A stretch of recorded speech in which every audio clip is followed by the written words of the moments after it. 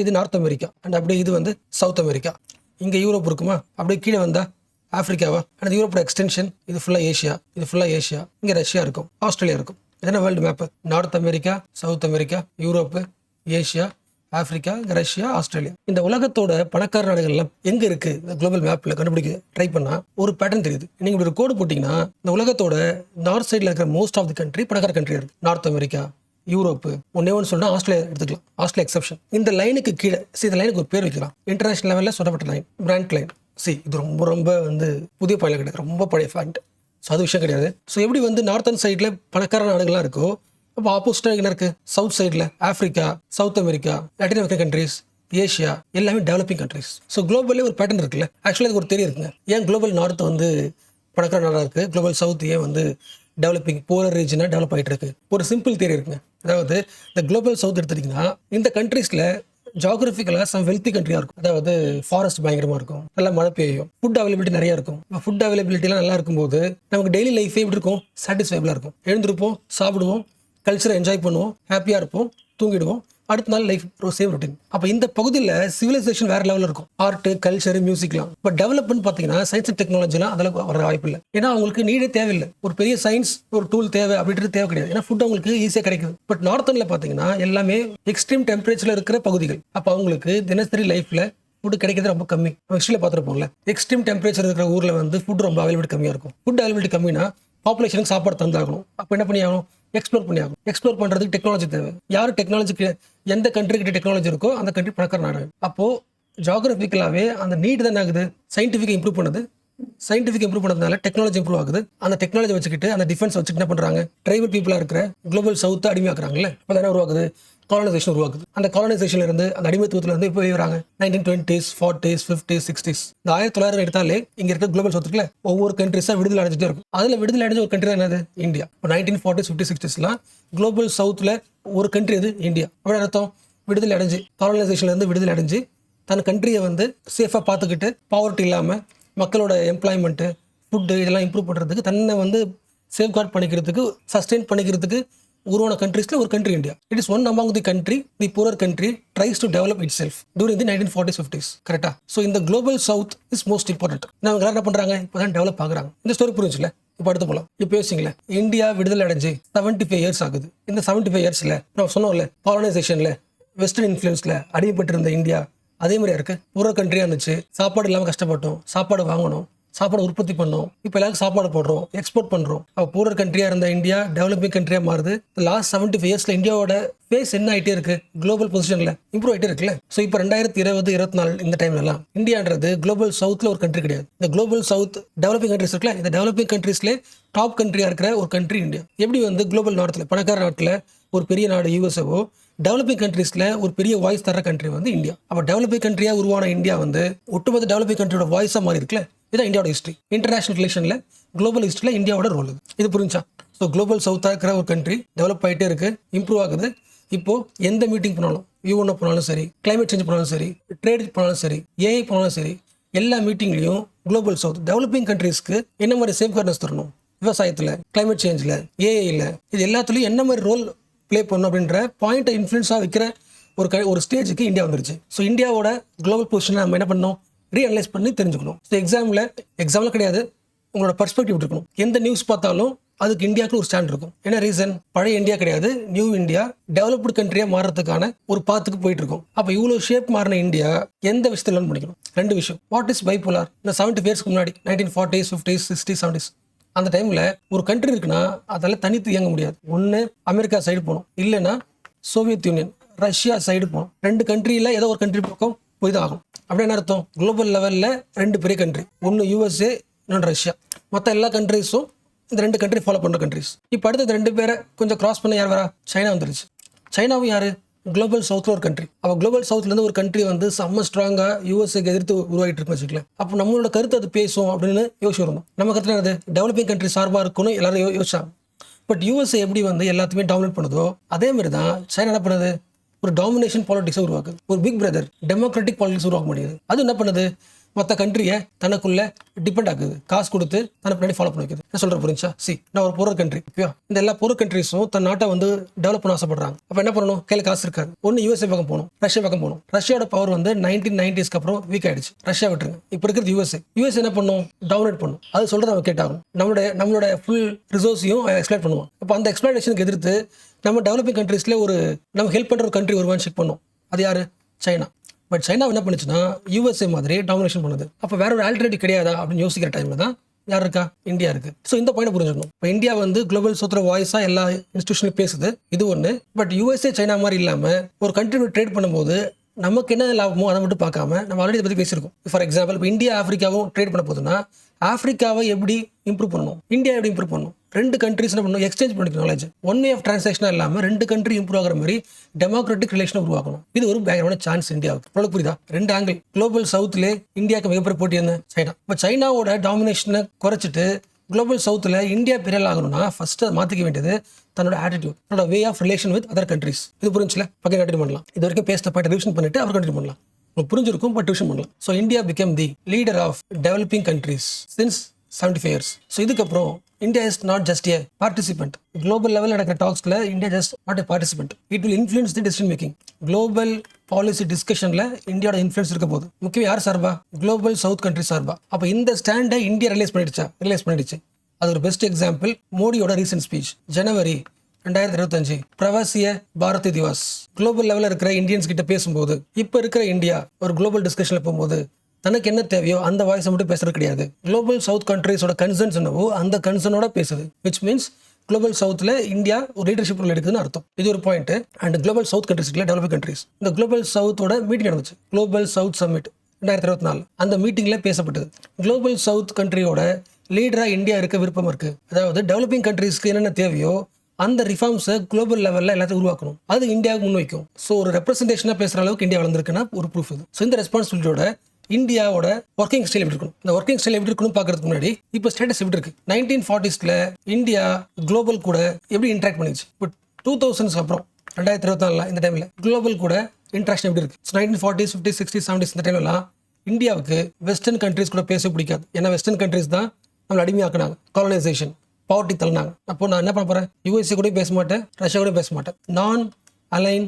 Movement, யாரு கூடயும் align ஆகாத ஒரு மூவ்மெண்ட், நான் அலைன் மூவ்மெண்ட், யாரு கூடயும் சேர மாட்டேன். பட் எந்த கண்ட்ரிலாம் காலனைசேஷன் பத்தி பேசுதோ அந்த கண்ட்ரி அப்போஸ் பண்ணும். அப்போ இன்டெரக்டா சொல்லணும்னா இந்தியாவுக்கு வந்து அந்த குளோபல் பவர் சொல்றாங்களே USA இந்த மாதிரி கண்ட்ரிஸ் கூட இன்டராக்ட் வச்சுக்க பிடிக்கல. அப்படி இருந்த கண்ட்ரி என்ன ரீசன்? இந்தியா வீக்கரா இருக்கு, போற கண்ட்ரியா இருக்கு இந்த டைம்ல. அப்போ அது கூட நம்ம USA மாதிரி வெஸ்டர்ன் கண்ட்ரிஸ் கூட நம்ம இன்டராக்ட் பண்ணும்போது நமக்கு மறுபடியும் ஆகும், எக்கனாமி லாஸ் ஆகும். ஏன்னா ஆல்ரெடி இந்தியா UK பிரிட்டன் உள்ள வந்து தான் எக்ஸ்பெக்ட் பண்ணாங்க.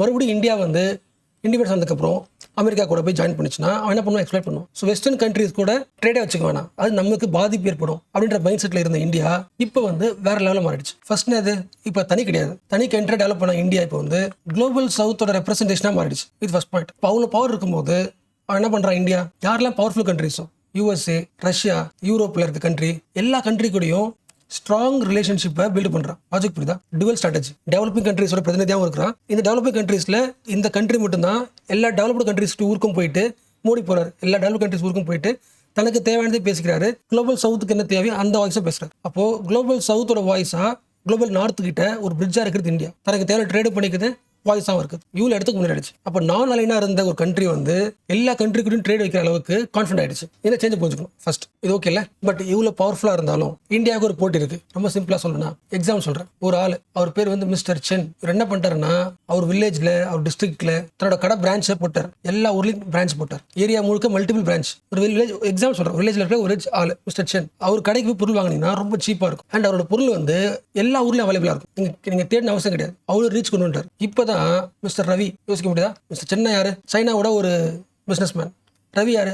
India representative. இப்பதான் இந்தியா என்ன பண்ணுதுன்னா இதை காப்பியே பண்ண போகுது. எல்லா ஊருக்கும் தன்னோட பொருளை கொண்டு போறதுக்கு ட்ரை பண்ணுது. சீப் லெவல்ல லார்ஜ் ஸ்கேல் பிசினஸ் பண்ண ட்ரை பண்ணுது. அப்போ ஆல்ரெடி சைனா அதை உருவாக்கிடுச்சு. அப்படி என்ன பண்ண போற? எல்லா பொருளையும் சீப்பா விற்க ஆரம்பிச்சிடுச்சு. எல்லா ஊருக்கும் கொண்டு போயிடுச்சு. இப்போ நீ சைனாவோட ஒரு பொருளை சீப்பா உருவாக்க முடியுமா? சைனாவை விட எல்லா ஊருக்கும் கொண்டு போயிட முடியுமா? ஒரு சேலஞ்ச் இருக்கு. அப்போ இந்த சிச்சுவேஷன்ல குளோபல் சவுத்தான இருக்கிற ரெப்ரசன்ட் லீடராக இருக்கிற நீ எப்படி சைனா பீட் பண்ண முடியும்? ஒன்று பண்ண முடியும். சைனாவோட ஆட்டிடியூட் இருக்குல்ல, மற்ற எல்லா கண்ட்ரிஸ் கூடயும், மற்ற எல்லா ஊர் கூடயும், அந்த ஆட்டிடியூட் வந்து யூஎஸ்ஏ மாதிரி தான் இருக்குது. யூஎஸ்ஏ ஒரு கண்ட்ரி கூட ரிலேஷன் வச்சுக்கும்போது டாமினேட் பண்ணும், எக்ஸ்பிளைட் பண்ணும். அதுதான் சைனா பண்ணுது. ஒரு கண்ட்ரி கஷ்டப்படுதுன்னா அந்த கண்ட்ரிக்கு லோன் கொடுத்து தர டிபெண்ட் ஆகுது. இந்த பாலிடிக்ஸை நீ மாற்றிட்டா, நீ டெமோக்ராட்டிக்காக நீ ஒர்க் பண்ணால் எல்லா கண்ட்ரிஸும் சைனா கிட்ட பொருள் வாங்குறத விட உங்ககிட்ட வந்துருவாங்க. என்ன சொல்ற புரிஞ்சா?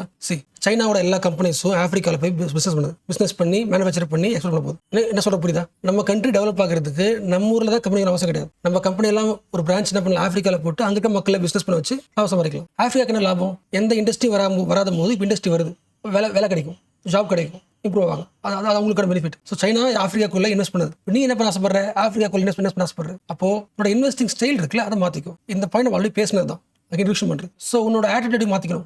ஃபர்ஸ்ட் குளோபல் சவுத்தோட கண்டிஷன் மேலே புரிஞ்சுக்கும். அவங்க மைண்டுக்குள்ள என்ன இருக்கு? Developing countries they don't want another China. இன்னொரு சைனா மாதிரி கண்ட்ரி தன்னை ஹெல்ப் பண்ணுறதுக்கு அவங்க விருப்பம் இல்லை. ஏன்னா ஆல்ரெடி சைனா கிட்ட கடன் வாங்கி எக்கனாமிக் டிபெண்டன்ஸில் கஷ்டப்படுறாங்க. அண்ட் ஆல்சோ யூஎஸ்ஏ மாதிரி வெஸ்டர்ன் இன்ஸ்டிடியூஷன்ஸ் மாதிரி WTO இந்த மாதிரி இன்ஸ்டியூஷன்ஸ் நம்ம ஹெல்ப் பண்ணதில்ல, ஹெல்ப் பண்ணுற மாதிரி நம்மளை கண்ட்ரோல் பண்ணதில்ல. அந்த மாதிரி வெஸ்டர்ன் இன்ஸ்டியூஷன் ஷேப்பு எங்களுக்கு தேவையில்லை.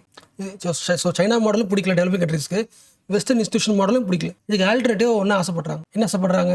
Equal partnership approach. They need a trusted leader. Global south needs a new development model. That model should not be controlled by rich countries, wealthier countries are Western powers. So what is the new development model? Global Development Compact. அதாவது ஒரு ரெண்டு கண்ட்ரியும் பேசிக்கி business பண்ண போதுன்னா ரெண்டு country develop ஆகணும், globally develop ஆகணும். Global south எல்லா கண்ட்ரியும் develop ஆகிற மாதிரி ஒரு காம்பாக்ட்ஃபுல் ஐடியா கொண்டு வரணும். பிக் பிரதர் மென்டாலிட்டியில் ஒர்க் பண்ணக்கூடாது. லைக் சைனா, அதாவது உனக்கு எந்த பொருளை ஆப்பிரிக்காவில் எக்ஸ்போர்ட் பண்ணால் உனக்கு யூஸ் ஆகுமோ அந்த மாதிரி பார்க்காம ரெண்டு கண்ட்ரிக்கும் என்ன தேவையோ அந்த ஸ்டைல் ஒர்க் பண்ணு. இன்டர்நேஷனல் ரிலேஷனில் ஹியூமன் சென்ட்ரிக் அப்ரோச்சை ஃபாலோ பண்ணு. ஃபார் எக்ஸாம்பிள், ஆப்பிரிக்கா போறியா, ஆப்பிரிக்கா இருக்க மக்களை ஸ்கில் பண்ணு. நம்ம கிட்ட ஸ்கில் இந்தியா ப்ரோக்ராம் இருக்கா, அதில் கிடைச்ச லேர்னிங் எக்ஸ்பீரியன்ஸை அதில் ஷேர் பண்ணு. பெண்களுக்கு ஆண்டர்பிரினர்ஷிப் உருவாக்குமா, ஸோ அங்கேயும் உமன் ஆண்டர்பிரினர்ஷிப்பை அதிகமாக்கு. கிளைமேட் சொல்யூஷன்ஸ் என்ன, digital infrastructure, food security, water security, micro small medium enterprises, இது எல்லாத்துலேயுமே இந்தியா இம்ப்ரூவ் ஆகிட்டு இருக்கு. அப்புறம் ஆஃப்ரிக்கா கூட நீங்கள் ட்ரேட் வச்சுக்கும் போது பிசினஸ் பண்ணும்போது இது எல்லாத்துலேயும் அவங்களும் இம்ப்ரூவ் ஆகணும். நாலேஜை ஷேர் பண்ணிக்கணும். மீனிங் புரியுதா? எப்படி கிளாஸ் ரூமில் ஒரு டீச்சர் சொல்கிறத ஸ்டூடெண்ட் கேட்பாங்களோ இப்படி கூடாது. உங்களோட பிஸ்னஸ் மாடல் இப்படி கூடாது. ரெண்டு பேரும் டிஸ்கஸ் பண்ணி கொலாபரேட் பண்ணி சஸ்டைனபிள் ட்ரேடை உருவாக்கணும். ஸோ ரொம்ப சிம்பிளாக சொல்லணும்னா இந்தியா மேலே ட்ரஸ்ட்டை உருவாக்குற ஒரு ஆல்டர்னேட்டிவ் இந்தியா உருவாக்கும். மீனிங் புரியுதா? ஆப்பிரிக்காவை நம்மளை சொன்னாங்கல்ல, இந்தியாவை டெவலப் பண்ண போகிறோம், UK உள்ள வருது. அந்த மாதிரி இந்தியா வந்து ஆப்பிரிக்கா டெவலப் பண்ண போகிறோம், இந்த மாடலை பார்க்கக்கூடாது. அப்போ ஆப்பிரிக்கா டெவலப் பண்ண போகிறோம்னா நீங்கள் என்ன பண்ணுவீங்க? உங்களோட எக்ஸ்பர்ட்ஸ்லாம் கொண்டு போயிட்டு அங்கே டீச் பண்ணுவீங்க. அது பண்ணாதீங்க. அந்த ஊரில் என்ன பண்ணுங்க, எக்ஸாம்பிள் சொல்கிறேன், அந்த ஊர்லேயே ஸ்கூல் உருவாக்குங்க, அந்த ஊர்லேயே டீச்சர் உருவாக்குங்க, அந்த ஊர்லேயே லாங் டேர்ம் எஜுகேஷன் சிஸ்டம் உருவாக்குங்க. சிமிலர்லி டிஜிட்டல் இன்ஃப்ராஸ்ட்ரக்சரில், கிளைமேட் சொல்யூஷனில், ஃபுட் செக்யூரிட்டியில், இது எல்லாத்தையும் இன்வெஸ்ட் பண்ணும்போது அந்த கண்ட்ரி டெவலப் ஆகிற மாதிரி ஒரு ட்ரேட் ரிலேஷன் உருவாக்கணும். ஸோ இது வரைக்கும் பேசின எல்லா பாயிண்ட்டும் இங்கே கொடுத்துருக்குல, இந்த ஹெட்டிங் படிக்கல. India as a bridge between global north and south. Almost முக்கியமான பாயிண்ட்டை கவர் பண்ணியாச்சு. பட் அகைன் இந்த ஆர்டிக்கலை ரீட் பண்ணுங்க, ரிவைஸ் பண்ணுங்க. And also class note share பண்ணுவோம்ல, அதில் நீங்கள் படிச்சு பாருங்க. எல்லா லைன்ஸும் புரிஞ்சிச்சுன்னா ஓவர். இப்போ அடுத்து இந்த ஆர்டிகல் இருக்குல்ல, சென்ட்ரல் ஆர்டிகல், இது பார்க்க தான் பெருசாக இருக்கும். பட் ஆக்சுவலாக ஜஸ்ட் ஒரு பாலிடிக்ஸை பேசியிருக்காங்க, அவ்வளோதான். ஒரு பெரிய ஐடியாலஜிக்கெல்லாம் கிடையாது. ஸோ இதில் நம்ம தெரிஞ்சுக்க வேண்டியது ஒரு ஸ்ட்ராங்காக ஒரு 3 பாயிண்ட். அந்த 3 பாயிண்ட் மட்டும் பார்க்கலாம். ஸோ ஃபர்ஸ்ட் அந்த டாபிக் எதை பற்றி பேசுது? வெஸ்ட் ஏஷியாவோட பாலிடிக்ஸ் பற்றி பேசுது. ஸோ வெஸ்ட் ஏஷியாவோட ரீசெண்ட் அப்டேட் என்ன? ட்ரம்ப்போட கேவலமான பிளான். அதாவது காசாவை என்கிட்ட கொடுத்துருங்க, எல்லா மக்களையும் வெளியிடப்படுங்க, காசாவை ஒரு பெரிய ரெசார்ட்டாக உருவாக்குறேன். அதான் உங்க பிளான். இந்த பிளானை வந்து எல்லாருமே எதிர்க்கிறாங்களே, இது ஒரு எக்ஸ்ட்ரீமா இருக்கு, தப்பா இருக்கு சொல்றாங்களே. அப்ப ட்ரம்ப்புக்கு தெரியாதா? அப்புறம் ஏன் ட்ரம்ப் யோசிக்கிறாரு? ஃபர்ஸ்ட் பாயிண்ட், இந்த ஆர்டிகல் கொடுத்த பாயிண்ட். ட்ரம்ப்ன்றவர் ஒரு பிசினஸ் மேன், டீல்ஸ் எல்லாம் கரெக்டா முடிக்கிற ஒரு ஆள். அப்போ நம்ம கடைக்கு போறோம் வச்சுக்கலாம், நம்ம ஒரு பொருள் வாங்க போறோம். ஏழு ஒரு கடையார் என்ன பண்ணுவாரு? ஒரு விலை சொல்லுவார். ஒரு பொருள் 100 ரூபாய் வச்சுக்கலாம். எடுத்தவொடனே 100 ரூபான்னு சொன்னா நம்ம என்ன பண்ணுவோம்? கொஞ்சம் குறைப்போம். அவன் என்ன பண்ணுவான்? எக்ஸ்ட்ரீமா இந்த பொருள் விலை 500 ரூபான்னு சொல்லுவோம். நான் என்ன பண்ணுவோம்? அவ்வளோ தர முடியாது, ஒரு 150 ரூபா கொடுங்க, 250 ரூபா கொடுங்க, குறைப்போம்ல. அப்போ இந்த டீலுக்கான ஒரு எக்ஸ்ட்ரீம் பாயிண்ட் சொல்லிடுறான். எல்லா மக்களும் வெளியே அனுப்பிட்டு அதை கொடுத்துருங்க, இந்த டீல் ஓகேவா இப்படி கேட்கும்போது அதெல்லாம் வேணாம், குறைஞ்சபட்சம் இதை அக்செப்ட் பண்ணிக்கங்க அப்படின்னு தருவாங்கல்ல. அந்த டீல் பேசுறதுக்கான ஒரு ஸ்ட்ராட்டஜி பயங்கரமா இருக்குல்ல. ஒரு சொல்யூஷன் சொல்றதுக்கு முன்னாடி, நமக்கு தேவையான சொல்யூஷன் சொல்றதுக்கு முன்னாடி அந்த சொல்யூஷன்ல எக்ஸ்ட்ரீம் ஒரு பாயிண்ட் சொல்லிட்டா அதுக்கு பயந்துக்கிட்டு ஒரு நார்மல் பாயிண்ட் வருவாங்கல்ல, அந்த ஆங்கிள் இது பார்க்கலாம்னு சொல்றாங்க. இது ஒன்று. அண்ட் வெஸ்ட் ஏஷியா அண்ட் ட்ரம்ப்னா அடுத்த முக்கியமான அப்டேட் ஞாபகம் இருக்கா? லாஸ்ட் இயர் முழுக்க பேசினது. அந்த ஆர்டிகல் ஃபுல்லாக அப்டேட் தாங்க, பொலிட்டிக்கல் அப்டேட். ஆப்ரஹாம் அக்கார்ட் ஞாபகம் இருக்கா? வெஸ்ட் ஏஷியாக்குள்ள இஸ்ரேல் கண்ட்ரியை உருவாக்கியாச்சு. அந்த கண்ட்ரியை சுற்றி எந்த கண்ட்ரிஸ்க்கும் பிடிக்காது, அரப் கண்ட்ரிஸ்க்கு பிடிக்காது. பட் இஸ்ரேலுக்கு யார் சப்போர்ட் இருக்கா? ட்ரம்ப் சப்போர்ட் இருக்காரு. லாஸ்ட் டைம் என்ன பண்ணாரு? சுற்றி இருக்க ஒவ்வொரு கண்ட்ரி கூடயும் இஸ்ரேல் கூட ஃப்ரெண்ட் ரிலேஷன்ஷிப் உருவாக்குறதுக்கு அக்ரிமெண்ட் போடுறாரு. அக்ரிமெண்ட் என்னது? Abraham accord. ஸோ கொஞ்சம் கொஞ்சமா இந்த காசா வாருக்கு முன்னாடி ஒவ்வொரு கண்ட்ரியா இஸ்ரேல் அக்செப்ட் பண்ணிக்கிட்டு ட்ரேட் பண்ண ஸ்டார்ட் பண்ணிடுச்சு. இப்போ காசா வார் வந்துருச்சு. இஸ்ரேல் மேல ஒரு பெரிய எதிர்ப்பு இருக்கு யாருக்கு? அரப் கண்ட்ரிஸ்க்கு. இப்போ ட்ரம்ப் அந்த ஒரு மீட்டிங் போட்டார். Trump, Israel president, plus Saudi அரேபியாவோட prince leader Mohammed bin Salman. இந்த மீட்டிங் முடிஞ்சதுக்கு அப்புறம் அமெரிக்கா அனௌன்ஸ் பண்ணது சீக்கிரமா ஆப்ரஹாம் அக்கார்ட்ல சவுதி அரேபியாவும் ஜாயின் பண்ண போகுது. இது பயங்கரமான ஷாக். இது யாருக்கு? அரப் கண்ட்ரீஸ்ல இருக்கும். என்ன ரீசன்? இஸ்ரேல் யாருக்கு எதிராக இருக்கு? அரப் கண்ட்ரீஸ், அரப் பீப்பிள், பாலஸ்தீன மக்களுக்கு. அப்போ சுத்தி இருக்க எல்லா கண்ட்ரீஸ் அரப் பீப்பிளும் யார் சப்போர்ட் பண்றாங்க? பாலஸ்தீனுக்கு சப்போர்ட் பண்ணும்போது சவுதி அரேபியா என்னது? அரப் கண்ட்ரி தானே, one of the richest country. அந்த ஏரியாவிலே பெரிய பணக்காரலாம் அவன் தான். அவன் என்ன பண்ணிட்டான்? ஆப்ரஹாம் அக்கார்ட் சைன் பண்ண போறேன்னு சொல்லிட்டாங்கன்னா ஹீஸ் அகைன்ஸ்ட் பாலஸ்தீன் தானே. ஸோ இந்த நியூஸ் வெளியே வந்ததுக்கு அப்புறம் சவுதி அரேபியா அதை கம்ப்ளீட்டா ரிஜெக்ட் பண்ணுது. Saudi Arabia would not establish the ties with the Israel unless the Palestinian state was recognized. Palestine மக்களுக்கான ஸ்டேட்டை உறுதிப்படுத்தாத வரைக்கும் ஆப்ரஹாம் அக்கார்ட்ல இஸ்ரேல் கூட சைன் பண்ண முடியாது. கண்டிஷன் சொல்லியாச்சு. இதெல்லாம் அப்டேட். ட்ரம்ப் வராரு, காசா பற்றி ஒரு டீல் சொல்றாரு, சவுதி அரேபியா உள்ள வருது, சவுதி அரேபியா தன்னோட ஸ்டேட்டஸ் சொல்லிடுச்சு. இந்த சிச்சுவேஷன்ல ஏன் சவுதி அரேபியா பார்க்குறோம்? வெஸ்ட் ஏஷியாவோட ரியாலிட்டி மாறிடுச்சு. அதாவது வெஸ்ட் ஏஷியாவோட ஜியோ பாலிட்டிக்ஸ் சொல்லுவாங்கல்ல, ரியல் என்ன ஆகுது?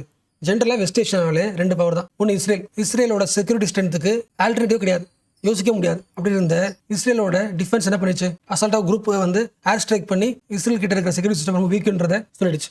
Israel become week. லாஜிக் புரியுதா? இஸ்ரேலோட செக்யூரிட்டி பவர் வந்து was challenged by small group. அவ்வளோ பெரிய கண்ட்ரிலாம் கிடையாது அப்படின்னு ஒரு பாயிண்ட் வச்சா, அடுத்து யார் இருக்கா? இஸ்ரேல் அப்போஸ் பண்ற பெரிய கண்ட்ரி ஈரான். ஈரானுக்கு கூட சண்டை, ஈரானுக்காக சப்போர்ட் பண்ற நிறைய பேர் இருக்காங்களே, ப்ராக்ஸி வார். நான் பார்த்துருப்போம், தனி வீடியோ போட்டிருப்பேன். ரெட் சி கிரைசிஸ் வீடியோ போட்டிருப்பேன். Red C crisis. அண்ட் இந்த இஸ்ரேல் காசா வார்ல ஈரானோட பவரும், ஈரானோட எல்லா ப்ராக்ஸி குரூப்னா இருக்கு, வீக் ஆயிடுச்சு. ஈரானோட பவரும் குறைஞ்சு போயிடுச்சு. மீனிங் புரிச்சா? ஹமாஸ், ஹெஸ்புல்லா, ஈரானோட மிலிட்டரி பவர் எல்லாமே வந்து ரொம்ப வீக்காக இருக்க மாதிரி தானே சிச்சுவேஷன் வந்துச்சு. அப்போ என்ன உருவாகுது? Again there is a political instability. ஒரு பெரிய கண்ட்ரி ஈரானை ட்ரஸ்ட் பண்றது குறைஞ்சு போயிடுச்சு. ஸோ பொலிட்டிக்கல் லெவல்ல ஒரு இன்ஸ்டபிலிட்டி இருக்கா வார்னால? இது ஒன்று. அண்ட் வெஸ்ட் ஏஷியாவோட 2 முக்கியமான எக்கனாமிக் ப்ராப்ளம்ஸ் ரீசென்ட் டைம்ல நம்ம நியூஸ்ல பார்த்துருப்போம். பயங்கரமான எர்த்குவேக் வந்துச்சு, மேசிவ் எர்த்குவேக் பிளஸ் வாருக்கு வேற. ஸோ எர்த்குவேக்ல அடிப்பட்ட வீடுகள் இருக்குல்ல, இன்ஃப்ரா அது உடஞ்சு போயிருக்குல்ல, அந்த இன்ஃப்ராவை இம்ப்ரூவ் பண்ணும். வாரில் ஏற்பட்ட பாதிப்பு இருக்குல்ல, இது எல்லாத்தையும் என்ன பண்ணும்? ரீபில்ட் பண்ணும். இது ஒரு ப்ராப்ளம். 2வது, வெஸ்ட் ஏஷியாவோட எக்கனாமிக் பவர் என்னது? Depend on oil. மற்ற கண்ட்ரிக்கு ஆயிலை சப்ளை பண்றோம், அதனால வர்ற காசு, அதனால பணக்கார நாடு. Over depend on oil. This double economic crisis. அடுத்த ஒரு 10 வருஷத்துல அந்த ஆயில் டிபெண்டன்ஸ் இருக்குல்ல குளோபல் லெவலில், அது ஒரு பீக் போயிட்டு குறைஞ்சுன்னு சொல்றாங்க. அதுக்கு நிறைய ரீசன் இருக்கு. One of the example, US என்ன பண்ணுது? Shale revolution. ஷேல் கேஸ் உருவாக்குது, அதுக்கு பயங்கர டிமாண்ட். இதை விட ஷேல் கேஸ் சீப்பா இருக்கு. அப்போ எல்லாரும் என்ன பண்ணுவாங்க? வெஸ்ட் ஏஷியா விட்டு அமெரிக்கா கிட்ட போகலாம். அப்போ ஆயில் டிபெண்டன்ஸையும் குறைஞ்சிரும். அப்போ எக்கனாமிக் காசு என்ன ஆகுது? வெல்த்து குறைய வாய்ப்பு இருக்குல்ல. காசாவில் மட்டும் இடிஞ்சு போன வீடுகளை சரி பண்றதுக்கு $50 பில்லியன் தேவைப்படும். காசால மட்டும் 1 பில்லியன் 100 கோடி, 10 பில்லியன் 1000 கோடி, 5000 கோடி தேவைப்படும். இந்த மாதிரி லெபனான், சிரியா, ஒவ்வொரு கண்ட்ரியும், அரப் கண்ட்ரிஸ் எல்லா கண்ட்ரியும் இம்ப்ரூவ் பண்ணுறது அவ்வளோ காசு தேவைப்படும். அவ்வளோ காசுக்கான எக்கனாமிக் வெல்த் இருக்கான்னு கேட்டால் இன்ஸ்டபிளாக இருக்கு. அப்போ இந்த சுச்சுவேஷனில் இப்போதைக்கு ஸ்ட்ராங்காக இருக்க ஒரே ஆள் Saudi Arabia. Saudi Arabia is the regions biggest economy. எந்த கான்ஃபிளிக்ட் நடந்துச்சுல, இப்போ எந்த கான்ஃபிளிக்ட்குள்ளேயும் அவங்க போகல. அண்ட் இன்ஃபேக்ட் சவுதி அரேபியாவோட அந்த சவுதி அரேபியாவோட க்ரௌன் பார்த்தோம்ல, பிரின்ஸ் பார்த்தோம்ல, சல்மான், இந்தியா மாதிரி அட் ஏ டைம்ல ரஷ்யா கூடயும் பேசுறாங்க, சைனா கூடயும் பேசுறாங்க, without disturbing the US. And also Saudi அரேபியாவுக்கு ஈரான் கூட சண்டை போடுச்சு. இப்போ ஈரான், கட்டார், சுற்றி இருக்கிற எல்லா கண்ட்ரீஸ் கூடயும் ரிலேஷன்ஷிப் ஸ்ட்ராங் ஆயிடுச்சு. ஸோ இதான் லாஸ்ட் அப்டேட். சவுதி அரேபியாவோட ரோல் வந்து வெஸ்ட் ஏஷியா இம்ப்ரூவ் பண்றதுல ஒரு பெரிய ரோல் இருக்கு. Saudi Arabia has the greatest potential to rebuild the West Asia. Therefore Saudi அரேபியாவும் யூஎஸோட ரிலேஷன்ஷிப்பும் செம ஸ்ட்ராங்கா இருக்கு. இப்போ ரீசென்ட்லி கூட ஒரு $1000 பில்லியன் ட்ரேடுக்கு யூஎஸ்ஏ சைன் பண்ணியிருக்கு வித் சவுதி அரேபியா. இதெல்லாம் தான் political shift in West Asia. So இப்போ பேசின பாயிண்ட் தான் இதை கொடுத்துருக்காங்க பாரு. காசா and Trump's expanding the canvas strategy expand பண்றாங்க வித் சவுதி அரேபியா. ஹெட்டிங் புரியுதுல? Spotlight on Saudi Arabia, the region's biggest economy, $1 trillion. The கண்ட்ரியோட Salman, a pragmatic young leader, iconoclastic ambition, Arab வேர்ல்டை, இஸ்லாமிக் வேர்ல்டை lead பண்ண முடியும். And Saudi Arabia is the world's largest oil exporter. And oil export பண்ற countries group இருக்குல்ல, OPEC பிளஸ்ல, அதில் அவரோட இன்ஃப்ளூன்ஸ் அதிகமாக இருக்கும். இப்போ சவுதி அரேபியா ஸ்ட்ராங்கா இருக்கும்போது யூஎஸ் என்ன பண்ணுது? அவங்களோட சேருது. Reentering the White House was with Salman, offer to invest $600 billion and rounded to the $1 trillion. So what's the conclusion? Saudi-US re-engagement remains intact, can usefully fund the reconstruction of the war-ravaged region. So US-ஓ Saudi Arabia சேர்ந்து West Asia என்ன பண்ண முடியும்? Reconstruct பண்ண முடியும் சொல்றாங்க. சரி, மகாராஷ்டிராவில் இருக்கிற மக்களை 2ஆ பிரிக்கலாம் ரொம்ப சிம்பிளா. ஃபார் எக்ஸாம்பிள், இது ஒரு ஃபேமிலி, இது ஒரு ஃபேமிலி. இந்த ஃபேமிலி தன் லைஃபுக்கு தேவையான எல்லா ஆப்பர்ச்சுனிட்டி கிடைக்கிற மும்பையில் வாழ்றாங்க. இந்த ஃபேமிலி அதே மகாராஷ்டிராவில் பட் எந்த விதமான இன்ஃப்ராஸ்ட்ரக்சர் டெவலப் ஆகாத விவசாயத்தை மட்டுமே நம்பி இருக்கிற மராத்வாதா பகுதி. இந்த எக்ஸாம்பிள் வந்து என்ன புரியுது? இந்தியாவோட எக்கனாமிக் பவர் ஹவுஸ்னு சொல்லப்படுற மகாராஷ்டிராவில் நீங்க டீப்பா அனலைஸ் பண்ணி பார்த்தீங்கன்னா ரீஜனல் இன்இக்வாலிட்டி, இடத்துக்கு ஏற்ப அவங்களோட வெல்த், இன்கம், வாழ்க்கை முறை டிஃபரன்ஸ் பயங்கரமா இருக்கும். ரீஜனல் இன்இக்வாலிட்டி கேப் பெருசா இருக்கும். அப்போ ஒரு இடத்துக்கு போனீங்கன்னா பணக்காரங்க இருக்காங்க, இன்னொரு இடத்துக்கு போனீங்கன்னா ஃபார்மர் சூசைட் பண்ணிக்கிறாங்க. என்ன ரீசன்? 2 பேரோட லைஃப்ல என்ன இருக்கு? பெரிய கேப் இருக்கு. கேப் மீன்ஸ் சம்பளத்துல. மும்பையில் வாழ்ந்தீங்கன்னா பெர் கேபிட்டா இன்கம் ஒரு 3 லட்சம் இருக்கும். அதே மரத்தோடனா 1.5 லட்சம் தான் இருக்கும். 1 இயர்க்கான இன்கம், ஆவரேஜ் இன்கம். அப்போ என்ன இருக்குது, கிளியராக ரீஜனல் பேஸ் எக்கனாமிக் டிஸ்பாரிட்டி இருக்குது. இது ஒன்று. நீங்கள் ப்ராஸ்பரஸ் சிட்டி போனீங்கன்னா பார்த்தோம்ல, மும்பை, பூனே, நாக்பூர், இந்த ஊர் மக்களில் நீங்கள் வாடுறீங்கன்னா மேக்ஸிமம் எல்லாருக்குமே ஹெல்த், எஜுகேஷன், சானிடேஷன் ஆல்மோஸ்ட் எல்லாம் கிடச்சிரும். மேக்ஸிமம் ஒரு 3-4% மக்கள் தான் கிடைக்காது. அதுவே விதர்பா, மரத்தோட இந்த பகுதியில் வந்தீங்கன்னா 10%க்கு மேலே மக்களுக்கு இந்த பேசிக் கம்யூனிட்டிஸ் கிடைக்காது. இப்போ என்ன ஆகுது, நீங்கள் மகாராஷ்டிராவில் எந்த ஊரில் பிறக்கிறீங்களோ அந்த ஊருக்கு ஏற்ற மாதிரி உங்கள் லைஃப் ஸ்டைல் ஆகிடும், மாறிடும். ஸோ உங்கள் லிவிங் ஸ்டாண்டர்டை முடிவு பண்ணுறது நீங்கள் எந்த ஏரியாவில் வாடுறீங்க. அடுத்து ஒரு டவுட் வரும்ல, இந்த ரீஜனல் பேஸ்ட் இன்இக்வாலிட்டி மகாராஷ்டிராவில் எப்போ ஆரம்பிச்சது? மகாராஷ்டிரா ஃபார்ம் ஆனது 1960. அப்போ இருந்து இப்போ வரைக்கும் இந்த இன்இக்வாலிட்டி, ரீஜனல் பேஸ்ட் இன்இக்வாலிட்டி பெருசாக இருக்கிற main reason uneven industrial growth. யோசிக்க முடியுதா? எல்லா முக்கியமான இண்டஸ்ட்ரீஸும் மும்பை, பூனே, தானே, அது மாதிரி சில ரீஜன்ஸில் மட்டும் இண்டஸ்ட்ரீஸ் வந்ததுனால அந்த பகுதியில் மட்டும் growth அதிகமாக இருக்குது. இப்போ என்ன பண்ணணும், இப்போ தமிழ்நாட்டில் இன்இக்வாலிட்டி சரி பண்ணணும்னா எல்லா ஊர்லேயும் இண்டஸ்ட்ரி ஆரம்பிக்கிறதுக்கான ஸ்கோப் உருவாக்கணும். அது பண்ணல மகாராஷ்டிராவில். இப்போ இண்டஸ்ட்ரி வராதனால மற்ற ரீஜன் முழுக்க என்ன பண்ணுவாங்க, விவசாயம். என்ன ஃபார்மிங், ரெயின் ஃபெட் ஃபார்மிங், அதாவது மழையை நம்புற விவசாயம். இப்போ என்ன ஆகும், சீசன் மாறி போயிடலாம், மழை வராது, பயங்கர லாஸு, சூசைட். அப்போது கவர்மெண்ட் என்ன பண்ணி ஆகணும், எந்த ரீஜனில் growth சரியில்லையோ அங்கே இன்ஃப்ரா இம்ப்ரூவ் பண்ணணும்ல, ரோடு போடுறது, வாட்டர் ஃபெசிலிட்டிஸ், இரிகேஷன் இம்ப்ரூவ் பண்ணுவோம்ல. பட் எப்போதுமே பட்ஜெட் போட்டால் மோஸ்ட் டெவலப்டு டிஸ்ட்ரிக்ட் இருக்காங்களே, இதுக்கு போடுற இன்வெஸ்ட்மெண்ட் மாதிரி இந்த ரீஜனுக்கு இன்வெஸ்ட்மெண்ட் வர மாட்டேங்குது. பட்ஜெட் அலோகேஷனே கம்மியாக இருக்குது. ஸோ நெக்லெக்ட் இன் பாலிசி ஃபோக்கஸ். இந்த ரீஜனுக்கு பாலிசி வர மாட்டேங்குது. ஸோ இந்த இன்இக்வாலிட்டிக்கான காரணத்தை கண்டுபிடிச்சி சொன்னது 2 முக்கியமான கமிட்டி. விஎம் தண்டேக்கர் கமிட்டி ஒன்று, 2வது விஜய் கேல்கர் கமிட்டி. இது 1984, 2001. பட் கமிட்டி சொன்ன ரெக்கமெண்டேஷனை இன்னும் பண்ணலாமா, மகாராஷ்டிரா கவர்மெண்ட் இம்ப்ளிமெண்ட் பண்ணல.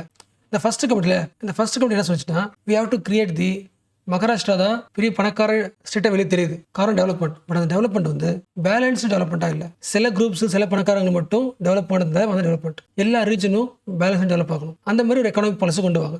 2 point. Kelkar, what is balance development? மகாராஷ்டிராவில் எந்த பகுதி வந்து பேக்வேர்டாக இருக்கோ அந்த பகுதியில் டார்கெட்டட் இன்வெஸ்ட்மெண்ட், அங்கே இன்வெஸ்ட் பண்ணி இண்டஸ்ட்ரி உருவாக்கி இம்ப்ரூவ் பண்ணணும். But these recommendations where not implemented till recent budget.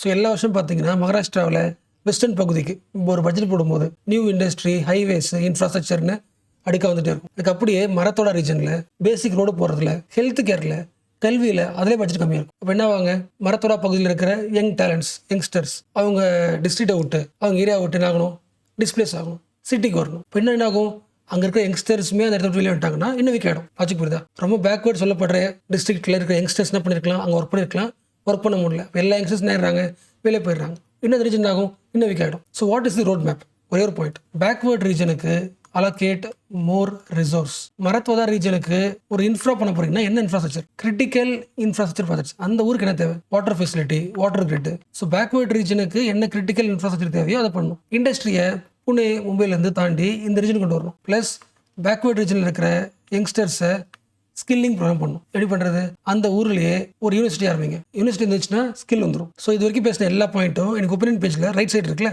Heading படிங்களா, Maharashtra a state of uneven growth. இதில் போட்ட பாயிண்ட்ஸ் தான். The regional imbalance is stark and has persisted since the state's formation. எப்போ state உருவாச்சோ அப்போலேருந்து இப்போ வரைக்குமே இந்த ரீஜனல் இம்பேலன்ஸ் பயங்கரமாக இருக்குது. அதுக்கு என்ன ரீசன் பார்த்தோம், டிஸ்ட்ரிபியூஷன் ஆஃப் இண்டஸ்ட்ரி சரியாக நடக்கல, பேக்வர்ட் ரீஜனுக்கு பட்ஜெட்டில் அதிகமாக அலோகேட் பண்ணல, கமிட்டி சொன்ன ரெக்கமெண்டேஷனையும் இம்ப்ளிமெண்ட் பண்ணல, ஹியூமன் கேபிட்டலும் வெளியே வந்துடுது. இதெல்லாம் சரி பண்ணணும். நெக்ஸ்ட் இந்த ஆர்டிகல் பார்க்கலாம், அந்த ஹெட்டிங் படிங்களேன், the problem of regulating the live in relationship. ஞாபகம் இருக்குல்ல, உத்தரகாண்டில் யூனிஃபார்ம் சிவில் கோட் வந்துருச்சு. அப்படின்னா உத்தரகாண்டில் வாடுற எல்லா மக்களும் தன்னோட marriage, divorce, right to property எல்லாத்தையுமே கவர்மெண்ட் கிட்ட ரெஜிஸ்டர் பண்ணணும். அப்போ மேரேஜ் ரெஜிஸ்டர் பண்ணணும்னா லிவ் இன் ரிலேஷன்ஷிப் ரெஜிஸ்டர் பண்ணுமா, கண்டிப்பாக ரெஜிஸ்டர் பண்ணணும். ரெஜிஸ்டர் பண்ணலனா இட் இஸ் கிரிமினல் அஃபென்ஸ். இந்த பேசிக்ஸ் எல்லாமே லாஸ்ட் கிளாஸ் பார்த்தோம்ல, what is uniform civil code பார்த்தாச்சு. உத்தரகாண்டில் அதை இம்ப்ளிமெண்ட் பண்ணா ப்ராசஸ் எப்படி இருக்கும் எல்லாத்தையும் பார்த்தாச்சு. இப்போ அதை தவிர்த்துட்டு இந்த ஆர்டிகல் வந்து சில பேசிக் பாயிண்ட்ஸ் பார்க்கலாம். ஃபர்ஸ்ட் இது ஓகே இல்லை, யூனிஃபார்ம் சிவில் கோட் இந்த ரூல்ஸ் வரதுக்கு முன்னாடி வரைக்கும் உனக்கு ஒரு மேரேஜ் நடக்க போகுதுன்னா என்ன பண்ணலாம், அதை அவனோட ரிலீஜியஸ் இன்ஸ்டியூஷன் கிட்ட போயிட்டு ரெஜிஸ்டர் பண்ணலாம். முஸ்லீமாக இருக்கானா அதுக்கு ஒரு இன்ஸ்டியூஷன் இருக்குல்ல,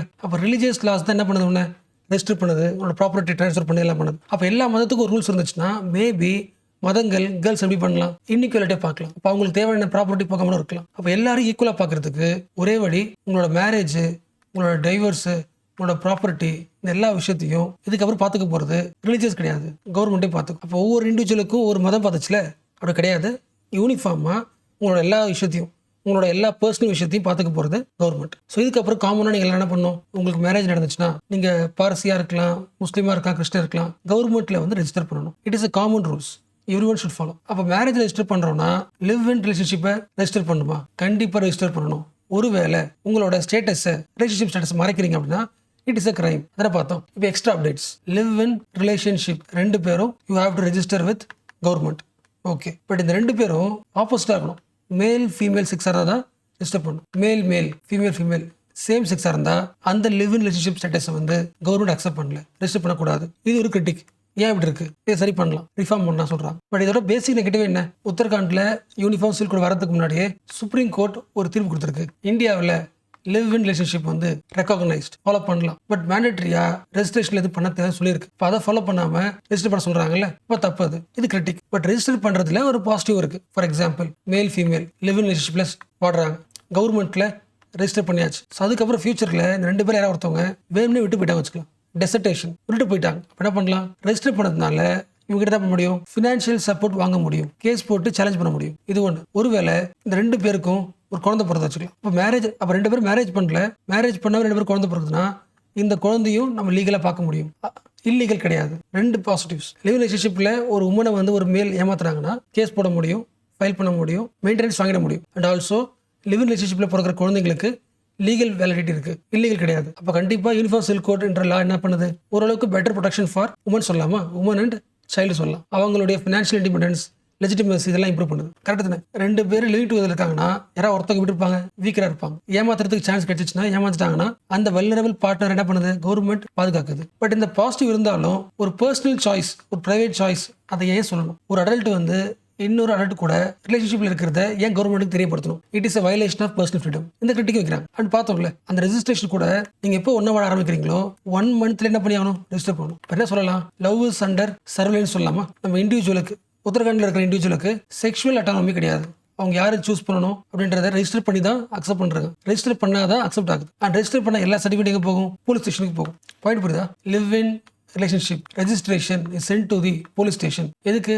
வெரிஃபிகேஷன். இந்த ரூல்ஸ் வந்து ப்ராப்ளமேட்டிக் தானே. ஸோ ஆல்மோஸ்ட் முக்கியமான பாயிண்ட்ஸ் கவர் பண்ணியாச்சு. பட் அகைன் ரீட் விடுங்க. நான் ஷார்ட்டாக சொல்றதுக்காக சில பாயிண்ட்ஸ்லாம் மிஸ் பண்ணிட்டேன். லாஸ்ட் கிளாஸ்ல சொல்லப்பட்ட பாயிண்ட்ஸை மிஸ் பண்ணிட்டேன். ஃபார் எக்ஸாம்பிள், எந்த கேஸில் வந்து சுப்ரீம் கோர்ட் சொல்லிச்சுல ரைட் டு செக்ஷுவல் அட்டானமி, இந்த கேஸ் சொல்லலை. ஃபார் எக்ஸாம்பிள் இங்கே போட்டுருப்பாரு, Shakti Vahini case. Supreme Court recognized an adult's rights to positive sexual autonomy, the freedom to make one's own choices. யாரு கூட செக்ஷுவல் இன்ட்ராக்ஷன் வச்சுக்கணும், whether with whom to have. இது என்ன பண்ண தேவையில்ல, ரெஜிஸ்டர் பண்ண தேவையில்லை. நீ ஒரு காமன் பர்சன், ஒரு நல்ல வேலைக்கு போகிறோம், நல்லா சம்பாதிக்கணும்னா ஃபர்ஸ்ட் எங்கே போகிறோம்? சிட்டிக்கு தான் போகிறோம். அதாவது அர்பன் ஏரியா. ஸோ அர்பன் ஏரியாவுக்கு போனால் நிறைய கம்பெனிஸ் இருக்கும், நிறைய இண்டஸ்ட்ரீஸ் இருக்கும், ஏதாவது ஒரு ஜாப் கிடைக்கும், சம்பளம் கிடைச்சிரும். So what is the main point? இந்தியாவோட அர்பன் ஏரியாஸ் இருக்குல்ல, நகரங்கள், அதுதான் economic power house of India. அதாவது இந்த இந்தியாவுக்கு வருஷம் ஒரு 100 ரூபாய் சம்பளம் வருது வச்சுக்கலாம். 100 ரூபாய் உற்பத்தி பண்றோம், இன்கம். ஒரு 100 ரூபாய் இன்கம் வருதுன்னா அதுல 60% இன்கம் எங்கிருந்து வருது? அர்பன் ஏரியாஸ்ல மட்டும் வருது. லாஜிக் புரியுதுல? இந்தியாவோட நேஷனல் அவுட்புட்ல அதிகமாக கான்ட்ரிபியூட் பண்றது, பாதி எக்ஸ்போர்ட் கான்ட்ரிபியூட் பண்றது அர்பன் ஏரியாஸ். அப்போ நிறைய வேலை அங்கே தான் இருக்குன்னு அர்த்தம். அப்படி இருக்கும்போது லிங்க் பண்ண முடியுதா? எதுக்கு டிஸ்கஸ் பண்ற யோசிக்க முடியுதா? நம்ம படிச்சோம்ல, இந்தியாவோட எக்கனாமி எப்படி இருக்கு? ஸ்லோ டவுனா இருக்கு, மார்க்கெட்ல டிமாண்ட் இல்லை. அதுக்கு மெயின் ரீசன் யாரு? அர்பன். அதாவது அர்பன் டெவலப்மெண்ட் நிறைய பேர் அங்கே தான் ஒர்க் பண்றாங்க. பட் லாஸ்ட் ஒரு 10 வருஷமா 20 வருஷமா அதோட க்ரோத் வந்து ரொம்ப ஸ்லோவா இருக்கு. Stagnant growth. தீம் புரியுதா? நிறைய பேர் they are moving to cities, but the economic contribution is not growing up very fastly. அதாவது வில்லேஜ்ல ஒரு வேலை செய்றாங்கன்னா அதை விட 3 மடங்கு அதிகமாக அர்பன் வேலை செய்வாங்க. இப்போ 3 மடங்கு அதிகம்னா 3 மடங்கு சம்பளம் அதிகமாக இருக்கும், நேஷனல் அவுட்புட் அதிகமாக இருக்கும். அவ்வளோ அவுட்புட் வந்து இந்தியாவில் வரல. இப்போ இந்தியாவோட எக்கனாமி இம்ப்ரூவ் பண்ணணும்னா இந்தியாவோட அர்பன் ஏரியா இம்ப்ரூவ் பண்ணணும். அதுக்கு முன்னாடி ஸ்டாண்டர்டாக இருக்கிற ரீசன் என்ன? அதை பற்றி தான் எனக்கு பிஸ்னஸ் பேஜில் இங்கே போட்டிருக்கேன். A promising first step but many miles to go. இந்த ஆர்டிக்கலை கொடுத்துருக்காங்க, பார்க்கலாம். ஸோ அர்பன் எக்கனாமி ஏன் ஸ்டாக்னண்ட்டாக இருக்கு? ரொம்ப சிம்பிள் எக்ஸாம்பிளாக சொல்லணும்னா, ஃபர்ஸ்ட் சொன்னோம்ல, ஒரு காமன் பர்சன் தன்னோட சம்பளத்தை அதிகமாக்கிறதுக்கு, வேலையை மாற்றிக்கிறதுக்கு, இம்ப்ரூவ் பண்ணிக்கிறதுக்கு எங்கே போகிறாரு? அர்பனுக்கு போகிறாரு, சிட்டிக்கு போகிறாரு. பட் எந்த சிட்டிக்கு போகிறார்? ஃபார் எக்ஸாம்பிள், ஒரு சிட்டியில் டிராஃபிக்கே இல்லை, டிராஃபிக்லாம் பயங்கர ஸ்மூத்தாக இருக்குது, க்ளீன் வாட்டர் 24/7 கிடைக்குது. அந்த சிட்டியோட வேஸ்ட்லாம் இருக்குல்ல, ப்ரொடியூஸ் பண்ணுறாங்க, நிறைய வேஸ்ட் பண்ணுவாங்களே, அந்த வேஸ்ட் எல்லாமே efficiently managed and business ecosystem நல்லா இருக்கு. இது ஒரு சிட்டி. ஆப்போசிட்டான ஒரு சிட்டியில் டிராஃபிக் கன்ஜெஷன் ரொம்ப அதிகமாக இருக்குது. அதாவது ரோடு சொல்லுவாங்களே, கூட்ட நெரிசல், வாட்டர் ஷார்டேஜ் இருக்கு, பொல்யூஷன் அதிகமாக இருக்கு. அது ஒட்டுமொத்த மக்கள் வராங்கல்ல, அந்த எல்லா மக்களையும் ஸ்டேபிள் வைக்கிறதுக்கான இன்ஃப்ராஸ்ட்ரக்சர் இல்லை, வீக் இன்ஃப்ராஸ்ட்ரக்சர். ஸோ இதுவும் சிட்டி தான், இது சிட்டி தான். எந்த சிட்டியால டெவலப் ஆக முடியும்? ஃபர்ஸ்ட் தான் என்ன ரீசன்? இந்த சிட்டி எஃபிஷியண்டாக ஒர்க் ஆகுது, இந்த சிட்டியில் எஃபிஷியன்சி இல்லை. இந்த மாதிரி லைஃப் ஸ்டைலில் வாட்டர் சப்ளை, இன்ஃப்ராஸ்ட்ரக்சர், இந்த மாதிரி பேசிக் கம்யூனிட்டிஸ்லேயே எஃபிஷியன்சி இல்லாதனால தான் எக்கனாமி என்ன ஆகுது? ஸ்டாக்னண்டா இருக்கு. இது ஃபர்ஸ்ட் பாயிண்ட். என்ன சொல்ற புரிஞ்சா? எஃபிஷியன்ட்னா வார்த்தை மீனிங் புரியுதா? இந்த 2 சிட்டில எந்த ஊர்ல ப்ரொடக்ஷன் நிறைய நடக்கும்? ஒரு 1 hour ஒர்க் பண்றாங்கன்னா அந்த 1 hour ப்ரொடக்ஷன் எங்க அதிகமாக நடக்கும்? சிட்டி 1ல தானே. ஏன்னா எல்லாமே இருக்கு. வாட்டர் சப்ளைல இருந்து டிராஃபிக் இல்லை, இன்ஃப்ராஸ்ட்ரக்சர் சூப்பராக இருக்குது. அப்போ ப்ரொடக்ஷன் எப்படி இருக்கும்? 3 மடங்கு சூப்பராக நடக்கும். அப்போ இந்தியாவோட சிட்டிஸ் எல்லாமே ஓவர் க்ரௌடாக இருக்கிறதுனால, இன்ஃப்ராஸ்ட்ரக்சரும் சர்வீசஸும் பூரா இருக்கிறதுனால ஃபுல் பொட்டன்ஷியலாக ஒர்க் பண்ண முடியல, ஃபுல் அவுட்புட் இன்கமாக தர முடியல. அப்போ என்ன பண்ணணும்? We have to upgrade the cities infrastructure. நம்ம இந்தியன் சிட்டியில் என்னென்னலாம் ப்ராப்ளம் இருக்கோ எல்லா ப்ராப்ளம் அட்ரஸ் பண்ணணும். அதுக்கு ஒரு ஃபண்ட் அலோகேட் பண்ணலாம். Urban challenge fund. எவ்வளோ அமௌண்ட்டு? 1 லட்சம் கோடி. எதுக்கு? To upgrade the cities infrastructure. இவ்வளோ காசு தேவையா? கண்டிப்பாக தேவை. என்ன ரீசன்னா, வருஷம் ஒரு சிட்டியை இம்ப்ரூவ் பண்ணுறதுக்கு எவ்வளோ காசு தேவையோ அந்த காஸ்ட்டில் 25% தான் இன்வெஸ்ட் பண்ணுறோம். அதாவது அந்த சிட்டிக்கு ஒரு 100 ரூபாய் தேவைன்னா நம்ம அலோகேட் பண்ணுற காசு 25 ரூபா. அப்போ கால்வாசி அமௌண்ட்டை வச்சுக்கிட்டு ஒரு சிட்டியோட ஃபுல் இன்ஃப்ராஸ்ட்ரக்சரையும் இம்ப்ரூவ் பண்ண முடியாது. அப்போ அர்பன் சேலஞ்ச் ஃபண்ட் சிட்டியில் இருக்கிற எல்லா சேலஞ்சுக்கும் காசு தான் அலோகேட் பண்ணுறாங்க. ஸோ இந்த காசு வச்சு என்ன பண்ணணும்? சிட்டியோட இன்ஃப்ரா டெவலப் பண்ணணும். முக்கியமாக சர்வீஸ் டெலிவரி இம்ப்ரூவ் பண்ணணும். மீனிங் புரியுதா? இப்போ நீங்கள் ஒரு சிட்டியில் வாடுறீங்க, இந்த வேஸ்ட் உருவாங்கல்ல, முனிசிபல் வேஸ்ட். சிட்டியில் 95% முனிசிபல் வேஸ்ட் என்ன பண்ணுறாங்க? கலெக்ட் பண்ணிடுறாங்க. பட் 50% மட்டும் தான் அதை ட்ரீட் பண்ணுறாங்க. மிச்சம் அப்படியே விட்டுறாங்க. கலெக்ட் பண்ணியும் ட்ரீட் பண்ணல. அப்போ சர்வீஸ் சரியா இல்லையா? இது ஒன்று. ஒரு நாளைக்கு சராசரியாக ஒரு ஆளுக்கு 135லேருந்து 150 லிட்டர் தண்ணி தர முடியும். சிட்டியில் வாழ்ந்தீங்கன்னா அவ்வளோ கெப்பாசிட்டி இருக்குது. பட் இந்தியாவில் 115 தான். ஒரு ஆளுக்கு 115 லிட்டர் தான் ப்ரொடியூஸ் பண்ண முடியுது. எஃபிஷியன்சி லேக் ஆகுது. So service delivery is poor. இது எல்லாத்த விட சிட்டியில் அஃபோர்டபுள் ஹவுசிங். நீங்கள் ஒரு வீடு கட்டணும், இல்லை வீடு வாங்கணும்னு ஆசைப்பட்டீங்கன்னா வாய்ப்பே இல்லை. என்ன reason? Price to income ratio. சிம்பிளாக PTIன்னு சொல்லுவாங்க. Price to income ratio. சரி, நம்ம யோசிப்போம்ல, நம்ம ஒரு பொருள் வாங்க போகிறோம்னா நம்ம சம்பளத்தில் எத்தனை பர்சன்டேஜ்? நீங்கள் ஒரு 50,000 சம்பாதிக்கிறேன்னா ஒரு 500 ரூபா செலவு பண்ணுறது ஈஸி, 1000 ரூபா செலவு பண்ணுறது ஈஸி. பட் 30,000 செலவு பண்ணுறது யோசிப்பீங்க. உங்கள் இன்கமுக்கு ஏற்ற மாதிரி அஃபோர்டபுளான கிடையாது, ஹவுசிங் கிடையாது. ரொம்ப சிம்பிளாக சொல்லணும்னா, நீங்கள் இந்தியன் சிட்டியில் வாடுறீங்கன்னா அங்கே ஒரு வீடு வாங்கணும்னா ஒரு 950 ஸ்கொயர் ஃபீட் இருக்கிற ஒரு வீடு வாங்கினா கூட உங்களோட சம்பளம் இருக்குல்ல, 11 வருஷம் டோட்டல் சம்பளத்தை நீங்கள் கொடுத்தாதான் வீடு வாங்க முடியும். So average household would need 11 years of total income to purchase the house. But அதுவே ஆவரேஜாக குளோபல் லெவலில் 5 years தான். The PTI in other cities 5. இந்தியாவில் PTI 11. அவ்வளோ கேப் இருக்குது. அவ்வளோ காஸ்ட் ஆஃப் லிவிங் அதிகமாக இருக்குது. அப்போ உங்களுக்கு வேலை கிடைக்குது, கடைசி 20 வருஷமாக இன்கம் வருது. பட் அந்த ஊரோட காஸ்ட் ஆஃப் லிவிங் ரொம்ப அதிகமாகிடுச்சுன்னா நீங்கள் நினச்ச எல்லா பொருளும் வாங்க முடியாது. அப்போது டிமாண்ட் ஆகும், ஸ்லோ தான் ஆகும். அப்போ எல்லா சர்வீஸ் டெலிவரியும் இம்ப்ரூவ் பண்ணுங்கள். வாட்டர்லேருந்து, வேஸ்ட்லேருந்து, வீடு வாங்குறதுலேருந்து எல்லாத்தையும் அஃபோர்டபுளாக சர்வீஸாக மாற்றலாம். அஃபோர்டபுள் சர்வீஸ் கொண்டு வந்தால் மட்டும்தான் டிமாண்ட் அதிகமாகும். அப்போ எல்லா சர்வீஸையும் சரி பண்ணுறதுக்கு என்ன வருது? மேலே பார்த்தோம்ல, அர்பன் சேலஞ்ச் ஃபண்ட் அதை உருவாக்குறாங்க. ஸோ ஓரளவுக்கு புரிஞ்சுல, அகைன் ரிவிஷன் பண்ணலாம். மெயின் கோர் பாயிண்ட் என்ன? அர்பனில் வேலை செய்கிற இன்கம், ஒரு இண்டிவிஜுவல் இன்கம் வருஷம் அதிகமாகும்ல, சம்பளத்தை ஏற்றுவாங்களே, that is very slow. Grow ஆகுது, பட் ரொம்ப ஸ்லோவாக இருக்குது. ஒரு வில்லேஜில் ஒருத்தர் சம்பளம் வாங்குறாருல, அந்த சம்பளம் கம்மியாக தான் இருக்கும். பட் வருஷம் அவரோட இன்கம் இருக்குல்ல, அதிகமாகிட்டே இருக்குது, க்ரோயிங் மோர். பட் அர்பனில் ஒர்க் பண்ணுறீங்க, சம்பளம் அதிகமாக இருக்குது, பட் வருஷம் அதிகமாகிறதுல க்ரோத், அந்த இன்கம் க்ரோத் ரொம்ப ஸ்லோவாக இருக்குது. இப்போ இன்கம் க்ரோத் ஸ்லோவாக இருக்கும்போது மார்க்கெட்டோட டிமாண்ட் எப்படி இருக்கும்? ஸ்லோவாக தான் இருக்கும். அப்போ இன்கம் க்ரோத் கொஞ்சம் அதிகமாகணும்னா ஃபஸ்ட்டு சிட்டி லைஃப்பில் இருக்கிற எக்ஸ்ட்ரா காஸ்ட்டில் ஒரு போதில் சரி பண்ணணும். வாட்டர் ஃபெசிலிட்டியில், வேஸ்ட் மேனேஜ்மெண்ட்டில், டிராஃபிக் கண்டிஷனில், வீட்டு வாடகையில், வீட்டு வாங்குறது, இது எல்லாத்துலேயுமே லைஃப் ஸ்டைல் ரொம்ப சிம்பிளாக வந்துச்சுன்னா சேவ் ஆகிற காசு என்ன பண்ணலாம்? டிமாண்ட் பண்ணலாம். அர்பன் டிமாண்ட் இன்னும் அதிகமாகலாம். அண்ட் லாஸ்ட் 2 days ஃப்ரண்ட் பேஜில் மணிப்பூர் நியூஸ் பார்க்குறீங்களே, மணிப்பூரோட CM என்ன பண்ணுறாரு? அந்த கலவரத்தை சரியாக ஹேண்டில் பண்ணலன்னு சீஃப் மினிஸ்டர் என்ன பண்ணுறாரு? ரிசைன் பண்ணுறாரா? இது கம்ப்ளீட்லி பொலிட்டிக்கல், நமக்கு தேவையில்லை. பட் ஒரு பாயிண்ட் நான் வச்சுக்கணும், எக்ஸாம் பாயிண்ட் ஆஃப் வியூவில் பொலிட்டிக்கலாக இந்த காசா வாரில் நம்ம படிக்கிறோம்ல, அந்த பகுதியில் இருந்த பலஸ்தீன் மக்கள் நிறைய பேர் என்ன பண்ணுறாங்க? டிஸ்பிளேஸ் ஆகுறாங்க, மற்ற ஊருக்கு கொண்டு போயிட்டாங்க, படிக்கிறோம்ல. அதே கைண்ட் ஆஃப் சிச்சுவேஷன் தான் இங்கேயும். மணிப்பூரில் 60,000 மக்கள் was displaced from the Manipur state. அந்த ஸ்டேட்டை விட்டு வெளியே போயிட்டாங்க. அவ்வளோ கலவரம். அண்ட் இதுலையும் சில மக்கள் எங்கே கொண்டு போயிருப்பாங்க? கவர்மெண்ட் ரிலீஃப் கேம்ப் இருக்குல்ல, அந்த கேம்பில் வச்சிருப்பாங்களே. ஸோ கவர்மெண்ட் ரிலீஃப் கேம்ப்ல இருந்து இருக்கிற மக்கள் என்ன பண்ணிட்டாங்க? நிறைய பேர் கடத்திட்டு போயிட்டு கொலை பண்ணிருக்காங்க. ஆனால் உங்களுக்கு தெரியும், செக்ஷுவல் ஹராஸ்மெண்ட் நடந்துச்சு. அப்போ இவ்வளோ அட்ராசிட்டிஸ் நடக்குதுன்னா 60,000 பேர் அந்த ஸ்டேட்டோட வெளியே இருக்காங்கன்னா அதுக்கு வெறும் ரீசன் மணிப்பூரோட CM மட்டுமா இருக்க முடியும்? அதாவது இவ்வளோ அட்ராசிட்டியை ஹேண்டில் பண்ண முடியல அப்படின்னு நம்ம ஒரு லிஸ்ட் எடுத்தால் யார் பேர் ஆட் பண்ணலாம்? மணிப்பூர் CM ஆட் பண்ணலாம், பிரைம் மினிஸ்டர் மோடி ஆட் பண்ணலாம், அமித்ஷா பேரும் ஆட் பண்ணலாம். பட் டிசைன் பண்ணியிருக்கிறது மணிப்பூர் CM. ஸோ எப்போல்லாம் ஒரு பகுதியில், முக்கியமாக ஒரு ஸ்டேட் லெவலில் ஒரு கம்யூனல் வேலை நடக்குதோ மக்கள் கண்டிப்பாக என்ன பண்ணணும்? ஃபோர்ஸ் பண்ணணும். ஹோம் மினிஸ்டர் கிட்ட. ஹோம் மினிஸ்ட்ரி அந்த ஊரோட வயலன்ஸை கண்ட்ரோல் பண்ண முடியல.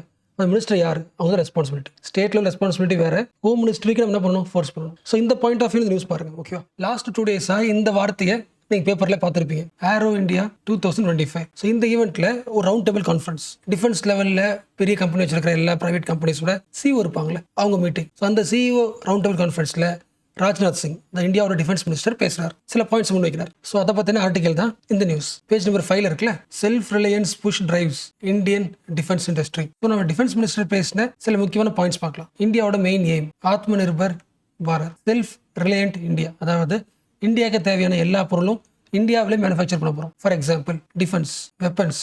ஸோ பாஸ்ட்ல இருந்த மாதிரி நம்மளோட டிஃபென்ஸை வந்து ஃபாரின் வெப்பன்ஸ் கிட்ட இம்போர்ட் பண்ணி தான் டிபெண்ட் ஆகிறது இருக்குல்ல, அந்த சிச்சுவேஷன் மாறிடும்.